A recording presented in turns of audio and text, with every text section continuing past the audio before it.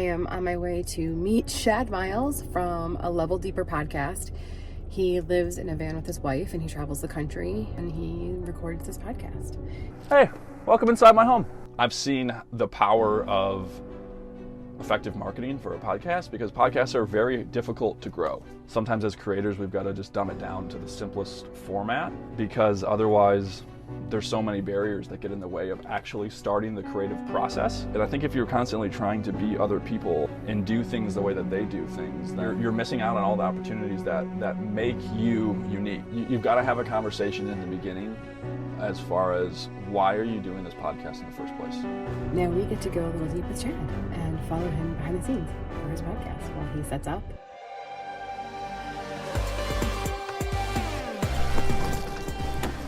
Hey, welcome inside my home. Come on in. Oh my god. How tall are you? So I'm 6'5", and that was one of the very intentional things. I'm closing the fan outside. One of the very intentional things about this build was that Ford makes the tallest van on the market, so it was important that I was going to be able to stand up in it, and I can. My head touches the ceiling, but it works. My name is Chad Miles. I am a creator, a marketer. I live in a van with my wife and my 50-pound Australian Shepherd named Sadie. Today we are recording a podcast. So I started a podcast about 4 months ago, and I actually started it in the middle of our trip to Alaska. So not the most ideal place to start a podcast, but I figured out how to get the process going and started in my van. 7-8 years ago, when van life started becoming more popular, I started seeing some of the YouTube channels pop up, and I started seeing people posting on Instagram, and I was like, wow, something about that. You know, you always see the picturesque pictures of people's back doors open and they're on the beach, or they got the mountains back there, and I was like, man, that looks so cool. And then the big buts come in, and you're like, well, but I've got a full-time job, and you know, my wife and I, we're from the same area, and our families are here, and you know, that just doesn't make sense. And so 3, 4, 5 years went down the line, and then the pandemic hit, COVID hit, and we started working remote. And my wife and I spent time up in northern Michigan during that time, and we just really liked the slow pace of life up there, and we were kind of like, you know, this feels good, this feels nice, and that got us kind of back thinking like, well, maybe we could work remotely, and if we could, where would we want to be and where would we want to work from? And so that got us back to thinking, we thought of maybe going the tiny house route, and then we were like, well, but we really want to be able to actually travel. And so that led us back to the van, and we looked at bigger RVs, ultimately decided on the van because we liked that it was small, mobile, and you can take it anywhere. When we bought it, it was just an empty, blank cargo van, just steel back here. And it was a delivery van for like UPS. And so there was nothing back here. It took us about 4 months. I was working on it at times 10 to 12 hours a day. And over the period of 4 months, we built it all, about 95% of it ourselves. It was a period of 4 months. I couldn't tell you how many hours. I mean, hundreds of hours. And my wife and I joke, a lot of it was just me sitting here staring at things, trying to figure out how do you build structures into a van that's not square and it's not level. I mean, there's been a lot of things that we've learned. I think, you know, one of them is that you need so much less than you think you need. So there's a couple things I always have to think of. I always tell people, you know, when we travel in this vehicle, we don't have unlimited power. This doesn't relate to the podcast, but we don't have unlimited water. We don't have unlimited Wi-Fi. So we have to be really cognizant of all those things. When we were in remote Alaska, there was no cell phone service. So we also have, it's put away right now, but we also have a satellite dish. It's called a Starlink, and it's tucked away up here in this cabinet. We have to get creative with our space, but essentially that's a big satellite dish that we can just throw on top of the van, and we can get high-speed internet access from anywhere that we are. It takes about 15 minutes to set up. So we've got options if we're in cities and if we're in remote places. When I first started, my wife and I had a Shure brand wireless headset mic, like you would see in like an exercise class, like a yoga teacher would wear, which is what we initially bought it for.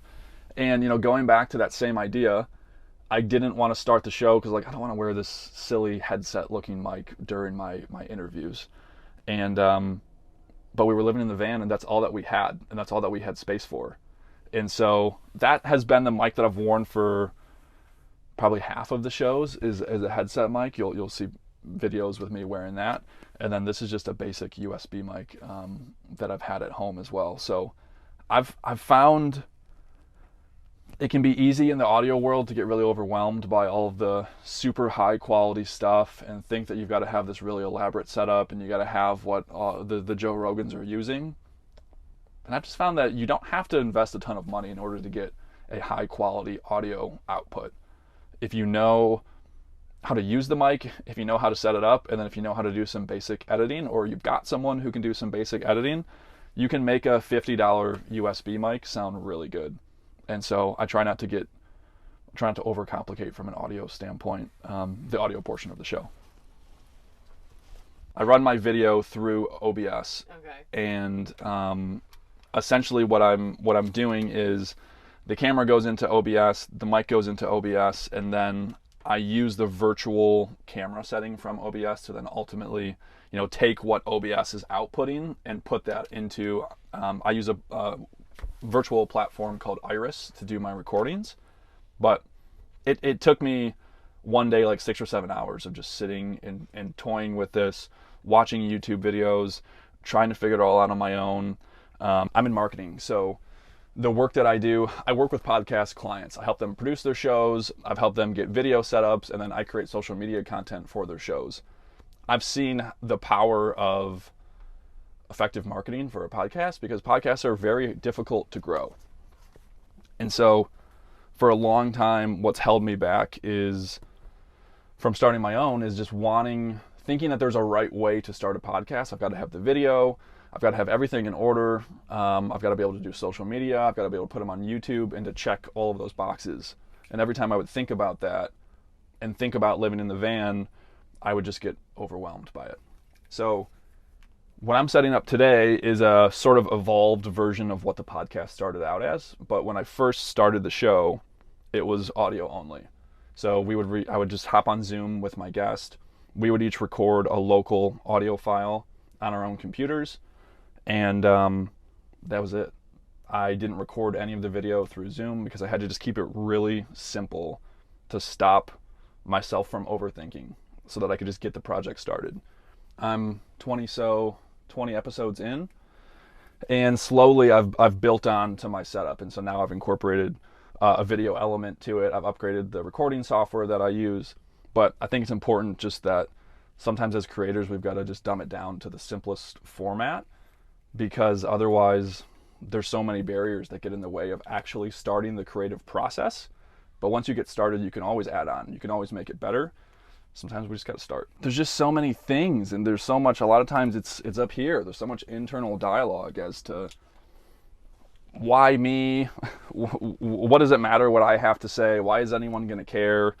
What are my friends and my family going to think? So there's all of that before you even get to all of the technology pieces of things, which can be overwhelming. So I feel like as creators, there's so many things that are already stacked against us that that's why we've got to try to make it as simple as we can just to get started. The more that you compare, and the more that ultimately you try to be someone else, then the less that you're being yourself. And the less that you're being yourself, then the less that you're focusing on what's your angle, what's your message, what's your story.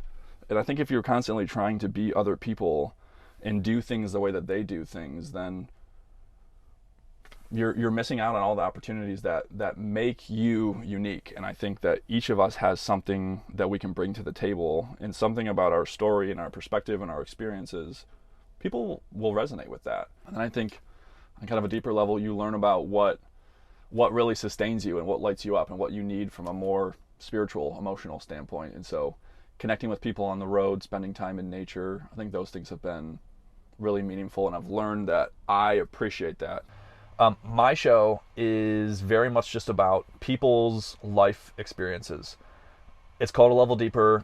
I want to have below the surface conversations. I want to talk about what people have learned in their life, what they've gone through, how that's affected them, how they view themselves, physically, emotionally, their health, those kinds of things.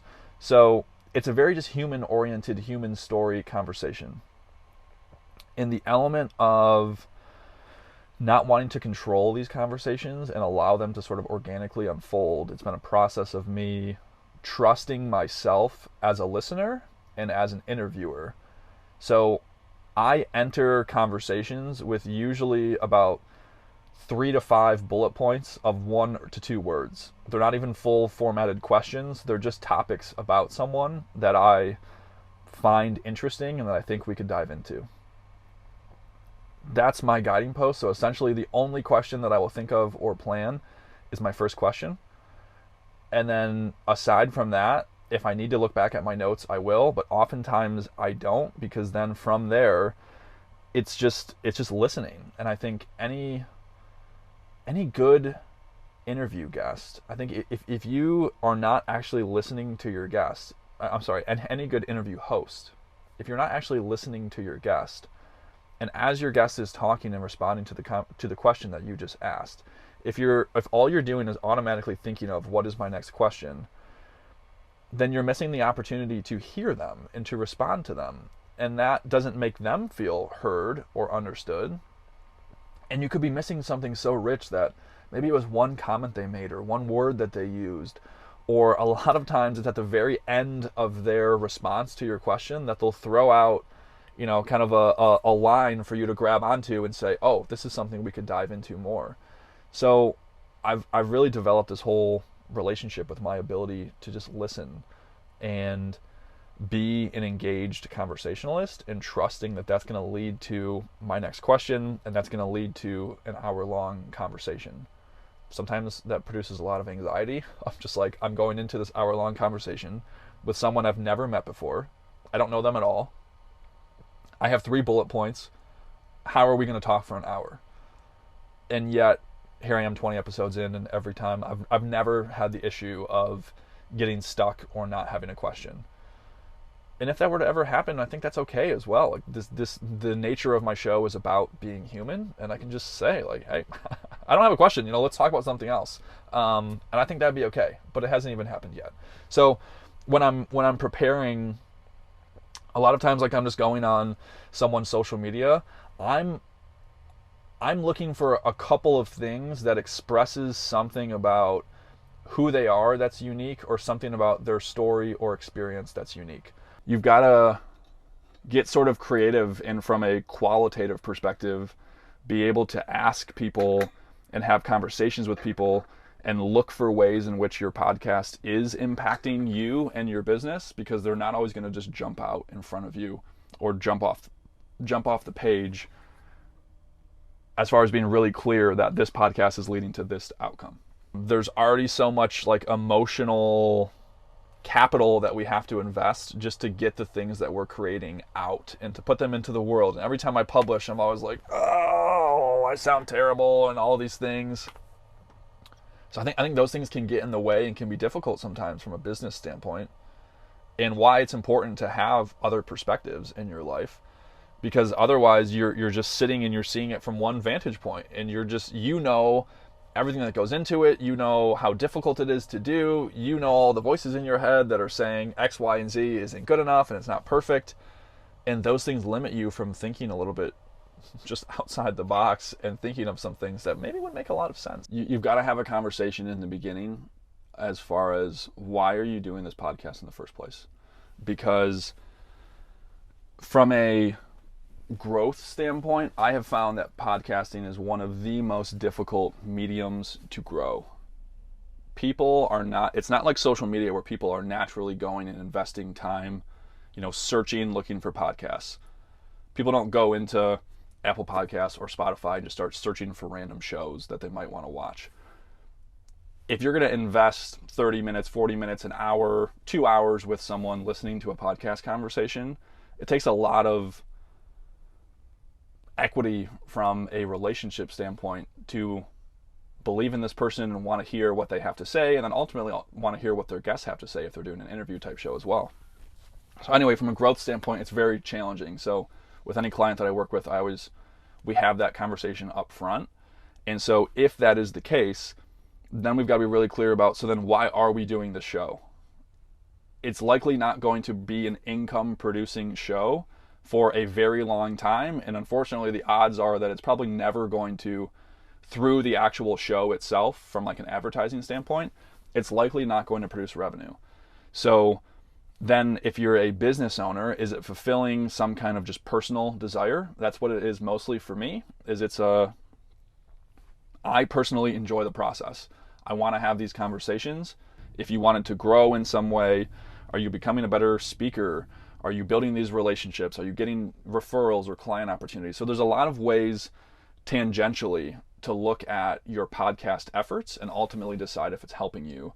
But if you're not clear on those things and why you're starting it, if your goal is just to grow a podcast and make a bunch of money doing it, it's probably not the right medium for you. You know, if someone does want to ultimately get into maybe professional speaking or different mediums, like I think being able to be an effective communicator is a really important, just an important skill set in today's world, especially in today's digital world. And I think the more that you're able to communicate effectively, that unlocks a lot of opportunities for you. I think that's one of the things that I've noticed as well in hosting my own show is, and I was just talking with someone about this, a filming client the other day, is that I've become a lot more aware of myself as a communicator. I've learned a lot about all of the times when I listen back to the episodes and I'm editing them and I hear all of my uhs and my ums, and I was a big person. And so you hear all of these little verbal tics that you have, and in becoming more aware of them, you can start to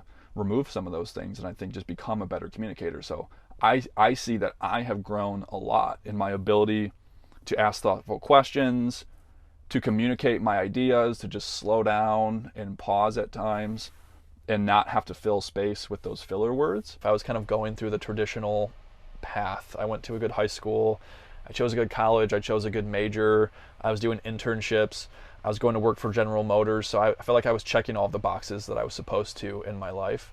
And it wasn't until probably a couple of years later when I was going down that path when I realized, I'm not sure this is the path for me, and I'm not sure this is the path that I would choose. Now knowing that life can be short, and it can be shorter than we think it's going to be. And so that level of impatience led me to, I guess, just believe I'm not going to wait. I'm not going to wait to pursue the things that are meaningful to me. I'm not going to wait to go after some of my dreams and to make the impact that I want to make in the world. My dad died when he was 50 years old, and he had dreams that he didn't get to see or to realize. And so I guess it just kind of, I made it my mission at that point to not have that be the case for me. And I was going to go after things, even though it wasn't a convenient time, even though I was young, even though maybe I hadn't accomplished some of the status-oriented things that I thought I wanted to. I shifted my perspective and ultimately thought, I want to pursue the things that are meaningful to me. I want to make my life as meaningful as possible so that whenever my time comes, I can say, I didn't hold back. The life that I lead is very, very different. And yet it is a life that feels true to me. It feels true to what I value in life and what I want out of this life experience. And when I can go to bed at night feeling like I'm living the life that I have chosen for myself, and it feels right for myself and for my wife, and we are building this life together, that is an incredible feeling. And it doesn't make it easy. There's a lot of difficult things about the lifestyle that I have chosen. There's a lot of difficult things about being an entrepreneur and the work that I have chosen. It's not easy, but it's incredibly, incredibly fulfilling. And I think that's the most important thing. When you're a creator, when you're an entrepreneur, you've got to wear so many hats. So like the sort of sales part of the Patreon has been like a challenge for me. It makes me uncomfortable to ask people for money. And so I continue to learn that creating is one thing, but the getting your creations seen and supported has a lot to do with your ability to market and sell what it is that you're creating. So that's why, like, as we talk about podcasts and how difficult they are to grow, that's why I say often podcasting And for many things, this is the case. It's not a build it and they will come type of platform. So it takes a lot of promotion, a lot of marketing, a lot of explaining to people what the episodes are about and why they should listen. It's not necessarily something that you can just create and then people are just going to stumble upon it. And so same thing with the Patreon. I've been noticing it takes a lot of selling, and that's something that I sort of struggle with at times as a creator. Is like, I just want to create. I don't want to go have to sell it afterward. But those things very much go together if you want to have a successful business and if you want the things that you create to ultimately be seen. I always think of starving artists. I'm like, if they can do it, I can do it, right? Like, you're doing it for the love of the art, and if people come to you because they align with that, then amazing. But bills still have to be paid, so it's like this catch-22. It's the constant battle that we have to navigate as creators, as business owners. It's challenging, but I think that's my approach with this show, is that because I have experience in podcasting, because I have experience in marketing, I know that my approach to this show is not super conducive to the show's growth. Meaning, my topic or my niche is deep conversations. If like 2 to 5% of your audience might come support you on a platform like Patreon just allows people to essentially, it's a platform to accept money, for creators, for things that they're creating. So, for example, the show. And my audience, it's not big enough to support the numbers. So if 2% of my audience if I'm getting 500 downloads, per month, then it's not driving a whole lot of money. And the thing about Patreon is that it's kind of an exchange for additional content or additional access. And so the numbers haven't really been working from the standpoint of, like, I think I'm making like $30 a month for my Patreon, which has been great. It's supporting to cover some of my basic costs. The show runs me about $50 to $60 per month when it comes to all of the technology subscriptions that I have in order to be able to do it. I'm going to pause the Patreon for now, though, and go to just more of like a virtual tip jar type format, like a buy me a coffee, so that people could just give one time, and it could just be like, hey, if you enjoyed this episode, you can buy me a coffee to support editing the next one, something like that. So I think my initial goal is just to cover the cost of the show. And if I can do that, then from a monetization standpoint, I'm going to call that good. Again, knowing how difficult they are to grow, I'm not expecting that I'm going to get a big advertising deal. I know that typically you've got to have 10,000 downloads a month in order for that to start to become a realistic expectation. So I have a long ways to get there. So I'm really just focused on the quality of the conversations. I'm focused on, am I having fun doing this? Is it fitting into my life? And if I can just cover my basic costs on a monthly basis, then I would say that that's going to be a win for now. If someone came to me and said, hey, I want to start a podcast and I want to grow as fast as possible, we would use traditional marketing thinking, which would be, all right, well, let's pick a really defined topic. Let's pick a really defined niche. Who are you trying to speak to? How is it going to benefit them? And let's try to tap into an existing community that can rally around a particular topic. If you want to grow, that would be a great formula. Knowing all of that, I have chosen to go the super vague, let's just have deep conversations about 100 different topics route. So I made that decision because all of this goes back to the thinking of, you've got to have clarity on why you're doing it in the first place. I would love for the show to one day be something that could produce an income and support some of my lifestyle. I don't expect that. That could be 2 to 5 years down the line where it could start to at least contribute something. So my goal is not to grow this as fast as possible. My goal is to have the meaningful conversations that I want to have. So I am intentionally taking a route that I know will lead to slower growth, but will be much more fulfilling for me. And so that's why that question of why am I doing this is just so important. But having a show called A Level Deeper, where we just talk about deep things, doesn't necessarily lead to, discoverability. but I love it, and I wouldn't change anything about it. Chad was great. Really just gave me the time, and I love that. Didn't feel like he was checking his phone or hurrying me out of the van, which was nice. Sometimes it takes me a minute to just sort of like, okay, is that good enough? Like, did we get what we needed? That's what he asked. Did you get what you needed? And I kind of said, like, you know, it is what it is. Like, that moment was that moment. You know, the time we spent together was what it was. If I missed something, you know, my bad. Then maybe I wasn't paying attention enough, and I should have asked a follow-up. But he brought it all back around with his last question and his last answer. So it was absolutely perfect, I think. So I'm so happy to have met him. It was just a great conversation with a like-minded individual, and sometimes you just need that validation that what you're doing is the right thing. Finding joy in creating sometimes just for me is really enough, and I'm putting more effort into long form. As much as I love a short form video to watch when I consume, as a creator, it's not giving me the space I need to like set up the joke or to set up the emotion or to set up the storyline. You can't do that in 60 seconds, 30 seconds, 90 seconds. Like, I'm forcing myself to fit the time frame of the platform, and it doesn't work for art. Right? It doesn't work for the space that I want to be in as a creator.